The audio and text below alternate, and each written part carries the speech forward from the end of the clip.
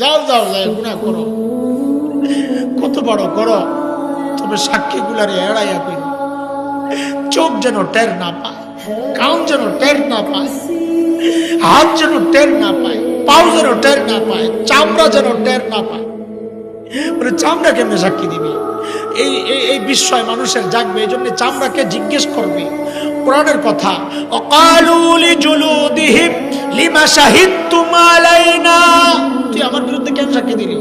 তোর না আমি ঘুষা মুইজা রাখতাম, কত পরিচর্যা করছি। তো চামড়া কথা বলবে, কি বলবে?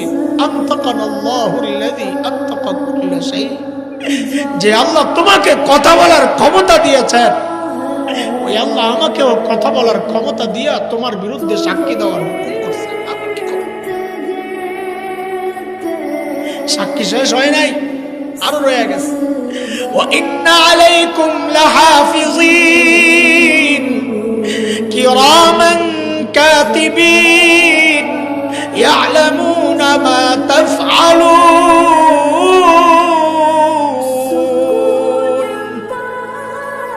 ফেরেশতারা ঘুরতেছে সাথে সাথে, কই কই যায় গুনাহ করো, ফেরেশতারা সাথে সাথে ঘুরতেছে, সব নোট হইতেছে। ফেরেশতারা আল্লাহর আদালতে যায় আমার আর তোমার বিরুদ্ধে সাক্ষী দিবে, যাও করো। আসল সাক্ষী তো এখনো রয়ে গেছে, আসল সাক্ষী তো রয়ে গেছে। প্রত্যেকের আমল নামা তার আসল সাক্ষী, আমল নামা আসল সাক্ষী। এই জন্য আমল নামা পাই সবচেয়ে বড় ভয়টা পাওয়া যাবে। সূরা হাক্কার মধ্যে আসছে, বাম হাতে যদি কোনো কারণে আমল নামা চইলাই আসে তো পাইয়াই তো দিবে চিৎকার,